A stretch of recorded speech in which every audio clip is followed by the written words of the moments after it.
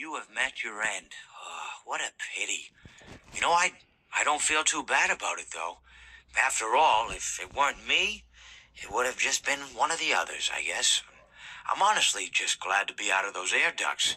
You know, it's not easy for a hippopotamus to fit up there, and not easy to get down either. And not as young as I used to be, as you can see. I used to be able to do all sorts of things. You're young, you're vibrant, you have that sort of pep in your step. It reminds me of a conversation I was having with one of my good friends, Orville. We were having a nice picnic one day. I believe it was summer. No, perhaps it was it the fall? Yes. It was the fall because the leaves had turned already. But I said to Orville, I says, Orville, I have a story to tell you.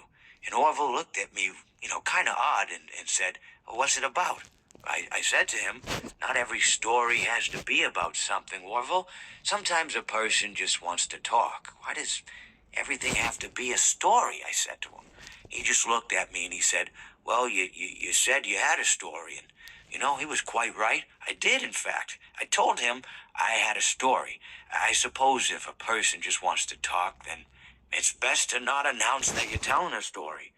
Telling a story does come with its own pressures and expectations, I suppose.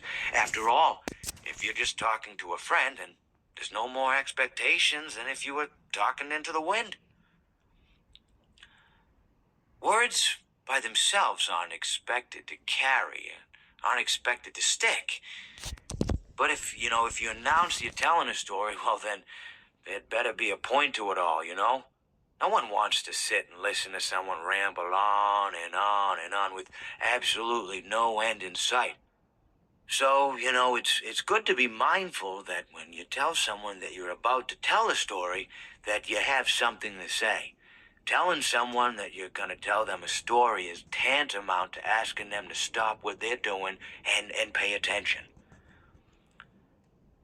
You're basically saying, hey, buddy, stop everything. Stop what you're thinking. I have a solution to everything. And, well, I didn't really have any story to tell. In hindsight, I probably just misspoke when I said that I had a story. I think it would have just been better to tell Orville that I wanted to tell him something rather than tell him that I had a story.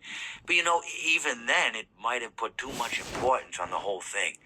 Either way, it was quite a nice day. I remember that we were drinking tea.